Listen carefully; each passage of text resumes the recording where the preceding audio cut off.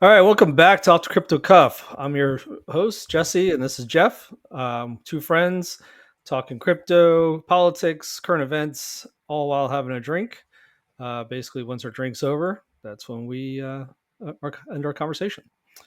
So tonight, I got the Black Draft. It's a distillery, West Virginia. I guess the gentleman who started it had a black draft horse and on a farm, and he's growing his own corn. They do everything right there, distill corn or everything all in one place. They had a pretty nice distillery. Went there back in March and stayed the night there and in our camper van and had some drinks and hung out. So, anyways, what you got? Nice. Back to my rum, Diplomatico. All right. Good stuff. Yeah. All right. Cheers. Cheers.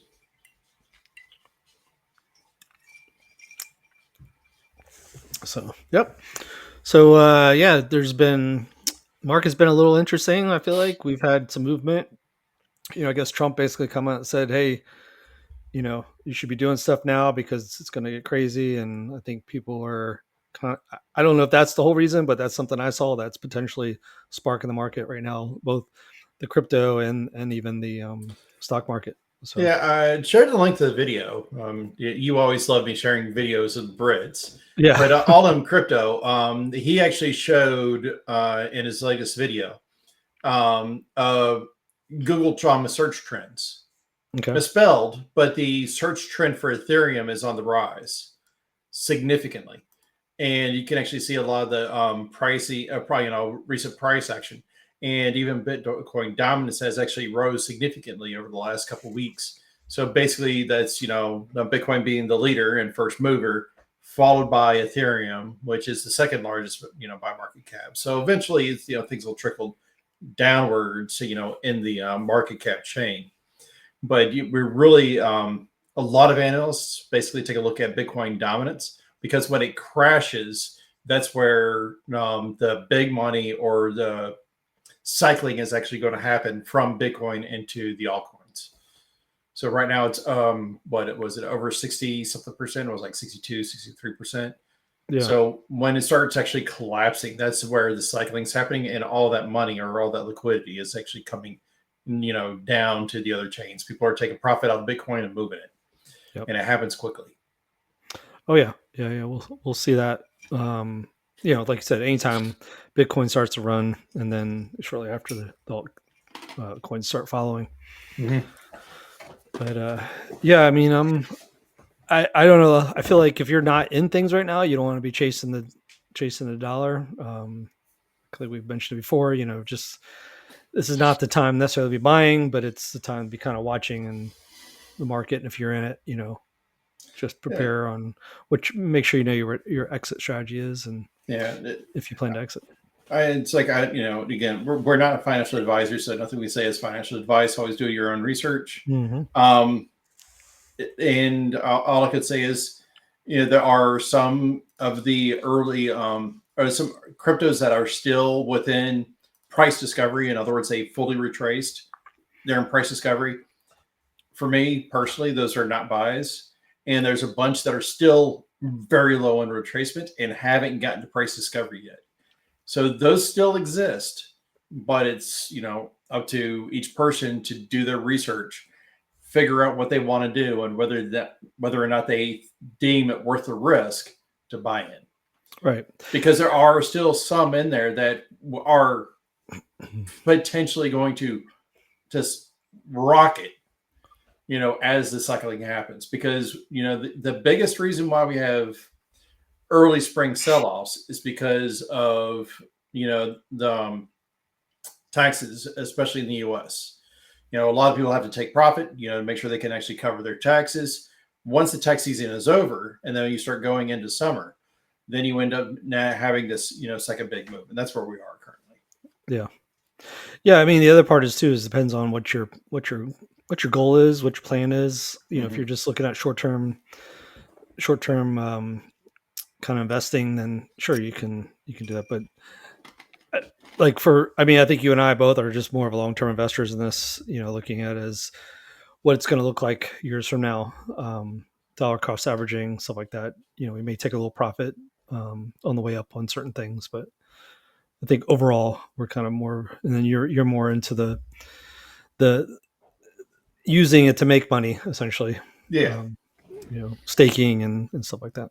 So, you said something about XRP. You want to talk about that? What's going on? Yeah, I think you had some. You wanted to stir up the pot a little bit. So let's see what you It's like got. I always love stirring the pot. Yeah. Well, I did see this one thing. Is it said it looks like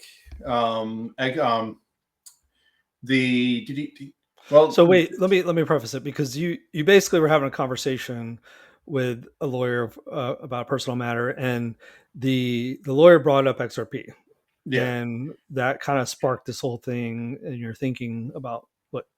So because again, we go back to the whole thing. Like it's funny because we start seeing things in the news and hearing people talk about it that never talked about it, and they're like, "Hey, did you hear about XRP? Like this guy did," and you're like, "Oh yeah, it's that mainstream we start seeing."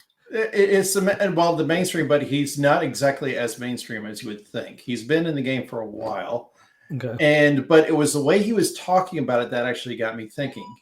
Okay. And it also touches on several points. But before I really dove into that, I was going to say, as it said, it looks like the case is nearing the end, and somebody says that XRP is going to be the first regulated because of the end of the lawsuit. Mm-hmm. And I'm not necessarily of that opinion, because the regulations don't exist. So once the regulations exist, then whatever falls under those regulations or whoever applies for them will fall underneath them. Well, it just is a lawsuit won. Right. Nobody argue that, but well, and the thing is, though, is that it wasn't XRP that was sued; it was Ripple, the company, that was sued. Right. So just because Ripple was sued doesn't necessarily mean that the asset itself. Yeah, they were sued because of what they were doing with the asset. Exactly. But the it's not that. So again, I got a lot of hot takes, and that's I know. I get what you're saying about the whole. There's not going to be regulatory. There's not going to be no regulations are necessarily coming from it. Well, the argument is, well, they kind of are, because the fact is, generally when lawsuits happen like this, they make a ruling. Okay, at that point, they've made a decision essentially, and that decision can turn into regulation. I think it's kind of like it gives a guideline that was never there. Right, but it would not solely affect the one asset. No, I agree. I mean, but it does. I think in a lot of people's minds, it's kind of a psychological thing. I think is a lot of people's minds like, oh, XRP is the one now. Like it's the one that went through the lawsuit. They have 100%. Like, I mean, I get it. I get what you're saying, but also I kind of like, I'm playing a little devil's advocate, because it's also I get what other people see. I get both sides of it, but you're also kind of playing into where I'm going with this. Yeah, I gotcha. You're sucking me in. You're setting me up. Is that what you're doing? All right. All right. Well, because one of the points that was brought up, because we actually, because me and the lawyer, we had a private conversation. So basically, he actually offered to pay me for my time. Oh wow, okay. Because we were on the phone for over an hour. I don't know if it was like an hour and a half or almost 2 hours. Trade work. Yeah, I mean, and basically that was what it was, because he was curious of what I was doing and how I was making passive income. Mm-hmm. And he actually ran Ethereum nodes at one point. And basically it was with effectively a business partner or whatever, and it turned into basically this bad deal. It was like friends of his kids, that sort of thing. And basically the value of that Ethereum today would have been in the millions, but it's just like, with the relationship and everything else, it's just bad juju to kind of go after them, legally over it. It's just not worth it, and it just turned into this big thing.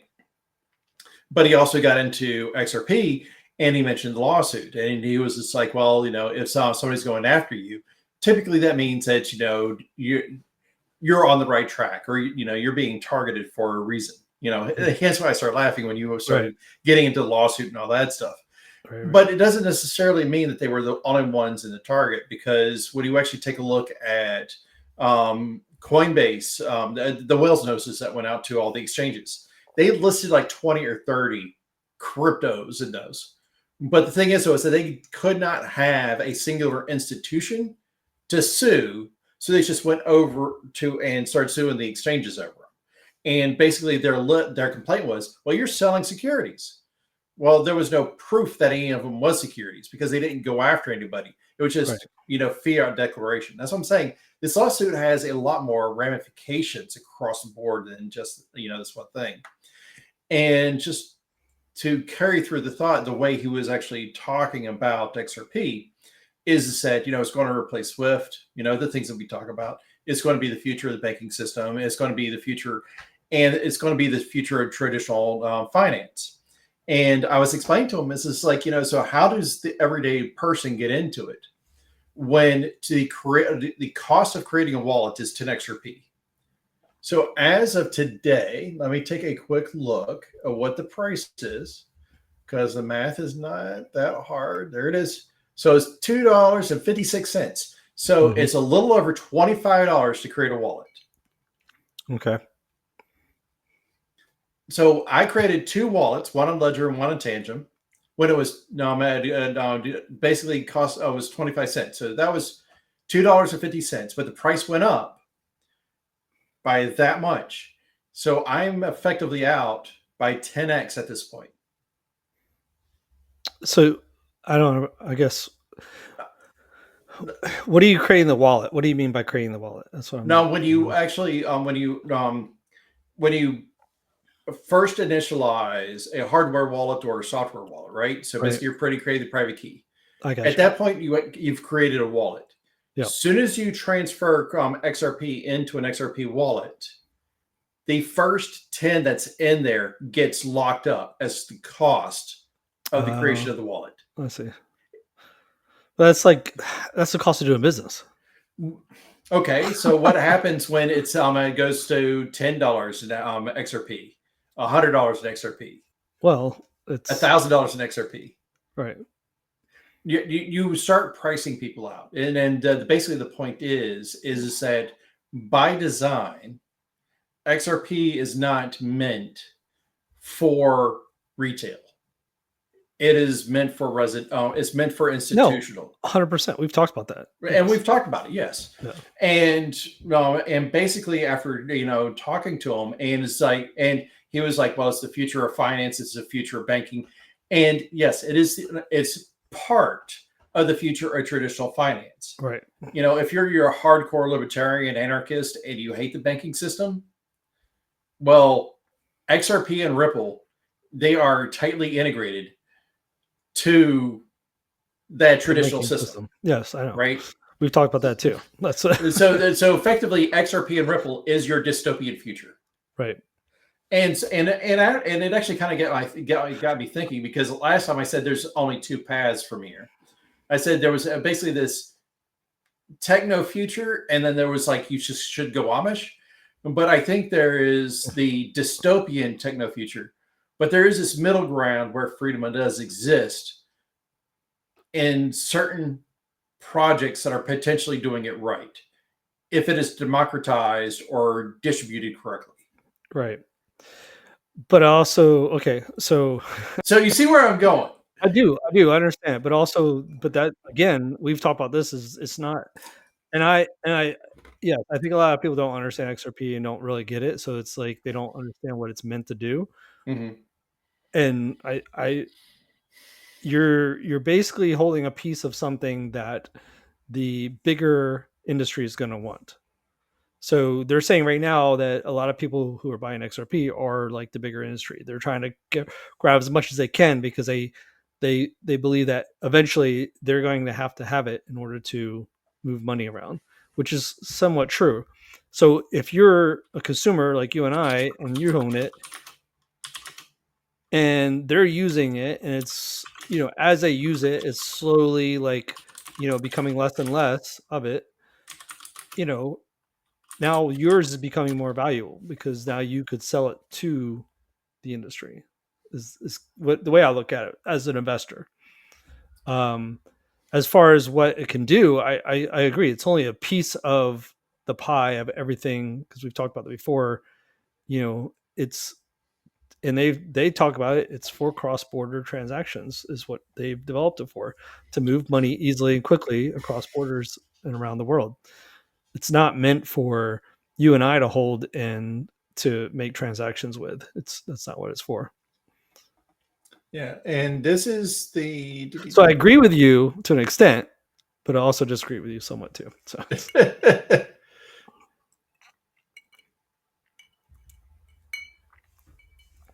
what are you looking Okay. up there? Well, I'm looking up the cost of an XRP transaction, and they actually increased it. It used to be 10 drops. Now it's 200 drops. So basically that's It's a fraction. Yeah. 0.002, Yeah. right? So that's per transaction, and the fee is burned at the time. But so it's what is? But I also understand that's part of the the mojo that makes it secure, because It's part. Well, the consensus mechanism is what makes it secure. But basically, well, the other half of what makes it secure and the reason why you want a transaction fee is spam prevention. So basically, you're introducing a cost to prevent people from actually eating up all the transactions, because then they'll start eating up basically their own money to spam the network. Right. So there is, so basically it's kind of like split, but really it's the consensus mechanism and how basically the network itself determines whether or not transactions are legitimate and the legitimacy of the ledger that is maintaining itself. The actual transaction fee is more of an economics or tokenomics mechanism. Yeah. I mean, you look at Bitcoin though. I mean, Bitcoin. I don't know. I'm gonna throw a little bit of a aluminum hat here, real quick. I don't believe Bitcoin was ever developed to actually do anything. It was developed to be the first one to introduce crypto to the world. Essentially, it doesn't have much utility. It has a lot of, but I mean, yes, it's become very expensive. Essentially, it doesn't. It's not that you and I could own it and actually do transactions. I mean, I think people tried to make that happen at one point. There was, people were actually buying stuff with it at one point, but it was no faster than going to your bank and transferring money essentially out of your bank. It was faster to use your credit card online, to transfer money. So I don't know. I think it was always meant to be just the introduction to crypto, and now it's become sort of the gold standard of crypto now. Like what we've talked about in the past, just a place to put your money to hold value and potentially increase. So you don't lose value like gold is. Store value is. So yeah, I don't know. I mean, well, and so this is the reason why I brought up, and to kind of piggyback on your point first, is some people pointed out, especially since Bitcoin as a protocol is open source, so the code's available. The actual Bitcoin network itself was designed to be modified and upgraded, but there was enough people that, since Satoshi never revealed himself and all that was available was the white paper. Now these people had determined themselves of authority and said that it was Satoshi's vision that the blockchain he released is the blockchain he intended without any upgrades, which put it behind. Okay. So it could have been morphed into more and have more utility than it does or ever will if they allowed it. But to kind of go back to the reason why I brought up the transaction fees for XRP. So I basically had Grok give me an estimate. So, and I'm just going to give the 10-year. So assuming over the next 10 years you could do 473 billion transactions. That would burn 94.6 million XRP, which is 0.16% of the circulating supply over 10 years. Right. That's a drop in the bucket. So Yes. for the burn to have an actual effect on the price of XRP, it's not going to happen in our lifetimes. No, and I wasn't meaning the burn necessarily. I was meaning that there is a burn, but I was meaning the institutions are going to just want it to have it to be able to make those transactions. And that was happen. kind of like my point. The institutions that are interested in using XRP as a transport layer, they have already bought, they're already buying, and they're going to set the price at some point in the future. And then retail is probably going to be at some point be like, oh my God, this is, great. But when they buy it at that high price, there's going to be no buyers from them. The price is going to effectively remain static.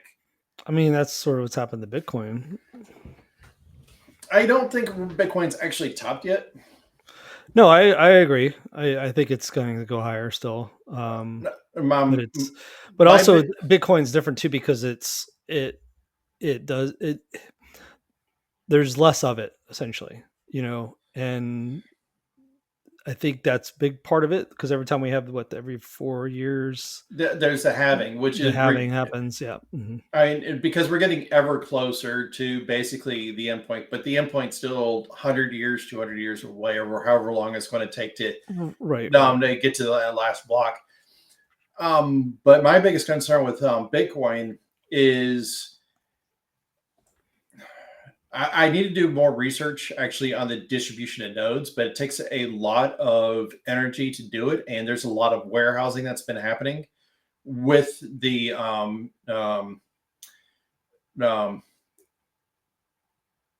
mining nodes.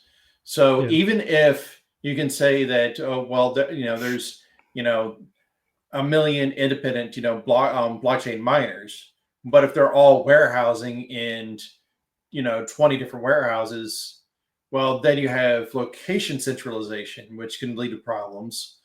But I'm actually more concerned with token centralization, especially the buying spree that Michael Saylor's been under, because he's been gobbling it up, and one thing that could actually reduce the value of something is if somebody owns a massive amount of it. Right. Now, I understand the theory behind that, but there is definitely some economics behind that. And economics is not just about the math, it's about the emotion of it. In other words, what is the desirability of something once something becomes, heavily centralized in ownership? Right. Right. So I could be actually wrong, and the emotional desire is still high, even though that the supplies become centralized in that way. Well, I think at that point it becomes like almost like how like collectors buy, there's certain things that people buy and they become the value is almost set by that person who's selling it because it becomes how much am I willing to let it go for essentially, and then but also having the buyer on the other end of saying how much am I willing to pay for it, so it's I think if something like that would happen is what I believe, if you're the majority to the point like you're saying that they would almost own all of it because then they basically set the price essentially, but also they got to find the buyer that's willing to buy it. So it goes back to the NFTs, I think, sort of that whole scenario. It's like you have an NFT and you're the only NFT owner of that NFT and you set the price to it, whether, it's weird because some of those got really crazy expensive at one point. And I don't know if they're even worth anything at this point, but. Sorry, well, I mean, a lot of those NFT marketplaces also work as biddings to where somebody can actually bid or give you basically a price or an asking price and be like, hey, it's like, so they can go to the site and actually say, I'm willing to buy that off of you for this amount. Oh, okay. So, I mean, so there is ways of the market to actually to normalize those sorts of things. But I just remembered a piece of the conversation that was actually, and because basically, I was describing what I'm doing on Algorand because that's where I'm actually doing a bulk of my work. Right. Right. It's in trying to, as you said, do my staking, do my DeFi and all that stuff. And I'm actually not doing horrible on it. I mean, it's just, it's not great. It's not like I'm replacing my income. Right. But not yet. Exactly. Not yet. The bull run's about to start. But I was actually trying to describe what Algorand was, what its user experience was like, how easy it is to run a node, basically things that it was already used to doing, especially on Ethereum. And, after talking with him, though, as I said, he really wasn't used to the idea overall of self-custody, much less using it. It's like, because, XRP is one of those things, well, you buy and hold, and then you're just waiting for the market to do its thing. Or within his case, he was like, well, there's Brad Garlinghouse. And Brad Garlinghouse, he was a banker. He did this, he did that for this. He actually talks like a banker. He's able to go in, make these deals. And I actually told him, I was like, the way you are talking, this is the reason why the SEC sued Ripple over XRP. Because you're reliant on him for the price to go up. So therefore you are reliant on a third party, and, so when I was talking about XRP, it was just like, well, who's the CEO? Who's the, what partnerships do they have? And it took a while for it to click that there's real world adoption that's happening on Algorand, and 90.9% of it is just organic. Mm-hmm. It's like, because you can see the institutions, they're trying the different technologies and they're trying to find the best ones for the use cases they have. And then they get something launched and see how well it works, how well the user experience is. And we've mentioned a lot of them. And one of the newest ones that actually happened is in Italy. There's a Neil Group. And what they are doing is they've tokenized solar panels. So basically they're managing massive solar farms. And they're tokenizing basically the solar energy. And residents can actually buy those tokens through their custom wallet, their app. And then the people that actually buy basically pieces of the solar farm can then use those credits against their power bill. Okay. So basically it's bringing in a new use case, especially for the people that, believe in the green stuff and all that. It's like, but it is a decent use case, for it.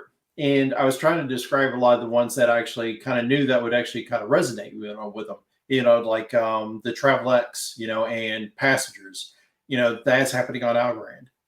The one that actually hit home with them though was HasabPay, because HasabPay is actually one of the real first use cases of banking the unbanked. Because if anybody's been watching, a lot of recent history, is one of the hardest places to actually get banking services is Afghanistan, because of all the turmoil, the wars, and everything else that's happened there. So basically, one of the people that actually kind of grouped there was actually a banker there, lost his job there because of all that stuff, because banks don't want to do business because the things that happen. So how do you give banking services? How do you allow people to actually uplift themselves? So you basically put it all digitally on chain, and he did it through Algorand. And I've described it here before. It's like you could make a phone call. You don't need a cell phone. You don't need a wallet. You can actually have a sheet of paper with a QR code on it, and that effectively operates as your SoftPay wallet. Right. Yeah. Yeah, you mentioned even earlier the video game or the chess thing. Mm-hmm. That was another one. Yeah, the digital ID thing with chess. Yeah. Because they've already been doing, because they've already been putting the masters or the grandmaster games on blockchain. They've been doing that for a few years now, because that's been actually a long running project. So adding in the digital IDs to take it even a step further, just makes it a lot easier for, people that actually want to play professionally or semi-professionally in chess and keep track of their stats in a provable manner. That's one of those things that's allowing. Right. Yep. So it's just like, I mean, that's good. Well, like we talked about utility, right? And we're starting to see more of that. We both feel that utility is going to prevail over just, you know, being a crypto in general. But I mean, and that's one of the reasons why I'm a firm believer that the future is going to be multi-chain. We just don't know who the winners are going to be. We don't know what spaces or niches they're going to actually end up filling. Like one of the winners that I think is going to be there, I think they're a little centralized. I think some of the stuff they're doing is a little bit more on the dystopian side. It's Hedera. I believe them in this project because if you take a look on their page, they'll actually show you their governing council. And it's not banks, it's big tech. right. So Nvidia, like Ubisoft, Yeah. Intel, is just like Dell. I mean, you take a look at their governing council, and you'll actually there are some banks. No, I think it's mostly tech that's actually on their governing council, and it just is that big technical industry, is latched on to Hedera, and so that's why it's like when I take a look at this and then try to talk to somebody, like this lawyer, it's a really good conversation, but it definitely had me thinking about things in a ever so slightly different way, Right. And it's the things that I still kind of believed in is like I still invest in XRP, but I wholeheartedly believe that the future is going to be multi-chain, and it's just not going to be one to rule them all. There's just going to fit into these different categories and fulfill basically specific needs. Right. And when it comes to XRP, I've said it once and I'll say it again. Swift as an institution is not going away. Right. The Swift messaging system is going to go away. The deadlines come November. ISO 222 is going to replace it as the default messaging system. Swift is they've tested with it Hedera. They're integrating with Chainlink. God knows what other cryptos they've tested with. Swift is trying to upgrade themselves. So that means that any bank that is not buying XRP, because there's quite a few, XRP's got a lot of partners, not saying they don't have 100% of the banks that are worldwide.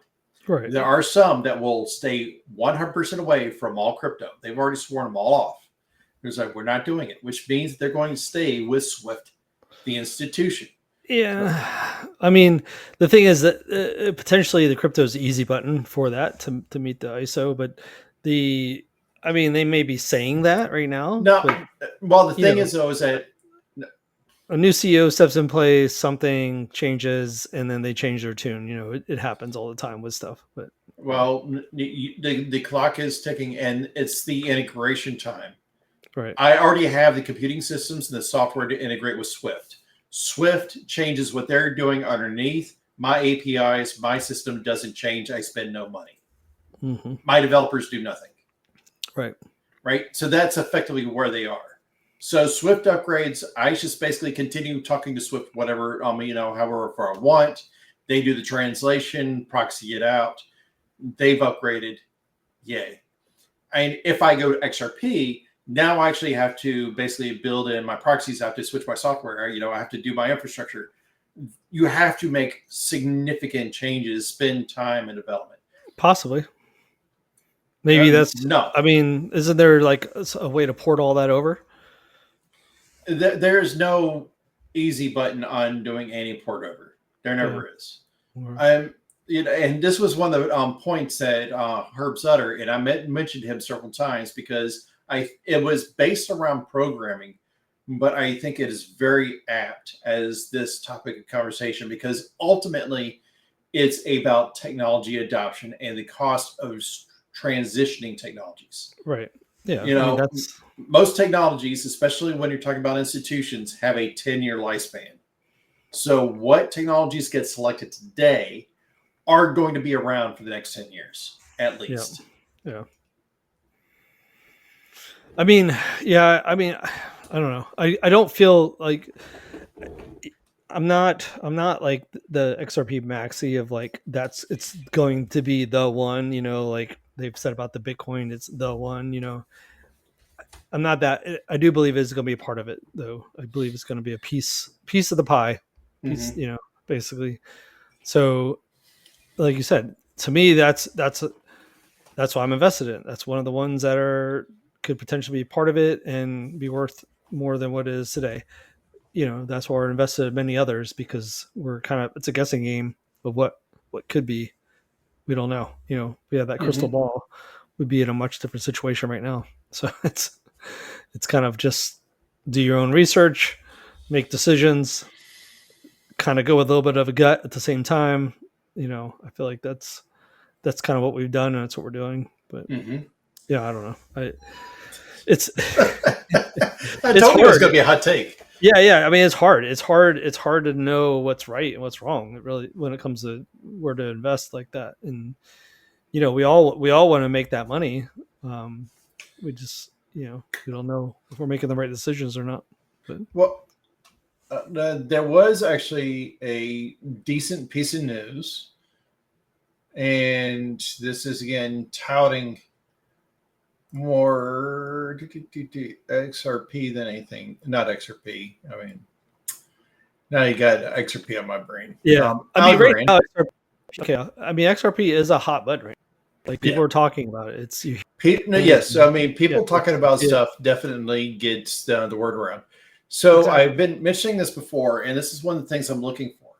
And when you're talking about one of the most regulatory difficult places to get into, it's Europe. So the beta for the immersive MasterCard on the Para wallet for Algorand is going into Europe. So basically starting this month, May 15th, so that's tomorrow, people in the UK, Germany, Spain, Italy, New Zealand are going to be able to use a MasterCard through their Para wallet. Okay. So basically it is a on-chain prepaid card. So basically the way it works is that you would turn your crypto. So basically in this case, Algo or whatever other token you have on the Algorand chain, Mincoin or otherwise, you would turn it into USD to a stable coin. Stable coin. Yep. That's what we've talked about in the past. We talked about that in the past. And then you would load that onto the prepaid card that's associated to your wallet. No bank, no nothing, happens all on chain. And when you go to checkout, you check out as if you have a MasterCard. You literally become your own bank. Yeah. Well, you're not becoming your own bank necessarily, but you're not using the banking system because you're on chain, right? Well, that's what I'm saying. You are custody your own. Yeah, it's your custody, your private wallet, but the transactions it's happening across the chain. So you're moving the money across the chain to. What I'm saying is that well, because of it's wallet to wallet, it's the. We talk about sort of like an Napster used to be, Well, but in this case, you're actually using MasterCard as the bridge from on-chain to traditional. Yeah. Right? Because the actual endpoint, the customer, well, in this case, in this case, the endpoint is a retail place, whether you're at a grocery store or whatever. You're just using a MasterCard. They don't know where the money's coming from. Yeah, the ultimately they don't care. Yeah. Right. Exactly. So it's all happening in the background that this is the way the transaction is happening. But the reason why I say you are becoming your own bank is because of on-chain applications like Folks Finance, which allows you to save basically at interest or borrow at interest on chain. So that means that now that you're able to spend from on chain, that means all of the theoretical banking pieces are already right there. Right. One of the potential use cases that's actually been discussed, nobody's really figured it out, done how to actually to handle this yet, is how do you bring basically the mortgage lending process on chain? So imagine how much that would improve a lot of those processes if you could do that. Right. So I Well, mean, so we've talked about all that with just buying a house and contracts and all that stuff too. Is mhm, it could improve all that, make it such much more streamlined. Sorry, yeah, couldn't find my s- words. I mean, it's just sort of we're already doing that with cars now, right? Essentially, mhm, with Carvana and stuff like that, you're mhm, essentially buying cars online. It's more of a streamlined process. You're not going in and spending 4 hours at a dealership when you're trying to buy a car, negotiating and stuff. You're doing it across the internet and it shows up at your house. mhm. So it's yeah. I mean, it's definitely the future. I feel like for sure. And that's I mean that's big news because now you have more people using it, more people, Mhm. more visibility and Mhm. stuff like that. So yeah, And it definitely is going to change the game a little bit because you are using the Para wallet. So when people actually start opening up their phones and they bring up the Para wallet instead of opening up, the your Apple wallet, bank. or they're opening up the Yeah, Google wallet, people are going to be like, "Wait, what? What is yeah, that?" So hopefully, so like maybe it democratizes a little bit more of people actually be taking a second look and be like, "What is this person doing?" yeah. And Well, it's that's what we like, talked about. yeah, Easy button. If it's yes. easy and anybody can do it, that's how it's going to become adopted. Yeah. Yeah, I mean, and it's all about the user experience, and Hmm. it's like even I say that is just like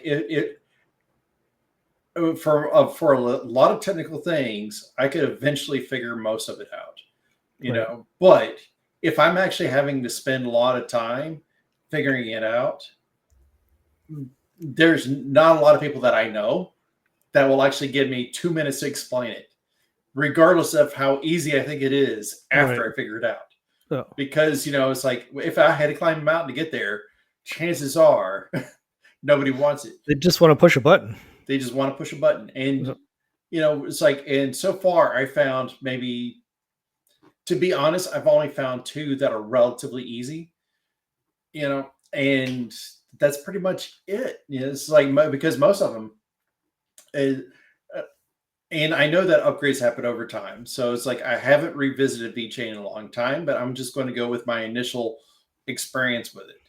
Because I think even you took a look at the wallet, because the official wallet, this was basically what, 6 years ago now. Yeah, I think so. I Maybe mean, not quite that long, but yeah. yeah. So basically, I did. I created a VeChain wallet. I moved my VeChain over, and I tried to figure out. Okay, now that I have the VeChain in my wallet, what do I do with it? So I was trying to take a look at FTs. I was trying to take a look at all the different applications. I'm like, what am I supposed to do? And I just got frustrated when I was like, you know what? I'm just going to hold on to it and just wait for the price to go, bananas. And eventually, I was like, I'd rather this money actually work for me than just sit there. Right. And that's basically where my own head is like, yes, I'm holding XRP and it's just sitting there. It's an exception, Well, there's different but types of investments, though. Yeah. in most cases, it's like I want to find ways of getting my money to work for me. Right. So that way I'm actually trying to put, my money where my mouth is. It's like I'm not just holding Algorand, waiting for retail to come in so that way I could rug them. I'm actually I have several tokens. I'm invested in Vestige, Tiny. There's several projects in there that I actually do believe in. I don't just hold their tokens. I'm actually providing liquidity through, a liquidity pool. Right. I started an Algorand node, so I'm actually trying to do things to help the overall health of that network. But that's again different investments, different. Hmm. There's nothing wrong with being diversified in different things.